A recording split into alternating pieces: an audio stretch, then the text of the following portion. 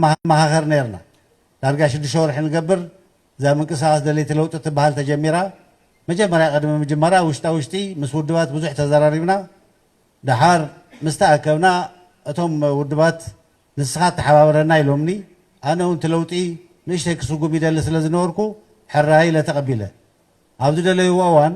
ንስኻ ደኺምካ ኣለኻ በዓልትና ዓይናታ ምትሕባር ንወስዳ እንተኢሎም ኣብ ኢዶም እያ ዘላ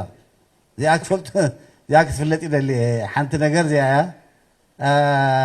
ፐርሰናል ነገር ተለዓለ ኣሎ ኣነ ህዝብቲ ፐርሰናል ነገር ዲፌንድ ክገብር ኣይንቀሳቐስን ሓደ ነገር ግን ክዛረብ ዝደሊ ክሻብ ተህዚ ዝገብሮ ዘለኹ ነገር ዘይኣምን ኩሉ ዝገበርኮ ነገር የለን ክጋደል ከለኹ ኣሚነ ተጋዲለ ምስ ዕረኽተይ ምስ ኣሕዋተይ ንትግራይ ፀገም ዝፈትሕ ናይ ኢትዮጵያ ፀገም ዝፈትሕ ስኡ ኢለ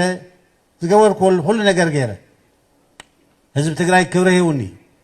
ማዕረግ መሃበ ኣይኮነን ማዕረግ ካብኡ ንላዕሊ ደቁ ሂቡና መራሓየ ነረፍቱ ናይ ዕጥቂ ቃልሲ ደቁ ሂቡና ዝግበር ነገር ገይርና ድሕሪኡ ኣብ ናይ ኢትዮ ኤርትራ ውግእ ኸሙ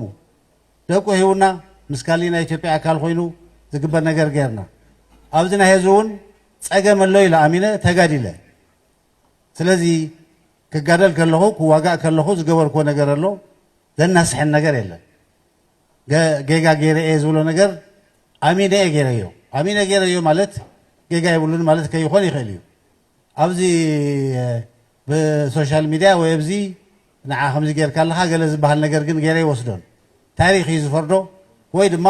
ንኩሉ ተገብረ ጥፋት ብሓደ ኮይና ንርአዮ ዝበሃለሉ እዋን ኣነ እውን ናይ ውልቀይ ዝሽከሞ ነገር ተልዩኒ ክሽከም እየ እዚኣ ክብል ዝደሊ ናብቲ ጉዳይ ከኣቶ ይደሊ ኣብዚ ኣቐዲምና ኢና ለውጢ ጀሚርና ዝብል ሓሳብ ቀሪቡ ኣሎ ፅቡቅ ጌርኩም ኣነ ድሕረ ፈሊጠ ማለት እዩ ናትኩም እንታሽሙ ንምውሳድ ዝሓስብ ሰብ የለን ክሬዲት ህዝቡ እንተኾነ ንኡ ክወስድ ዝደሊ ሰብ የለን ስለዚ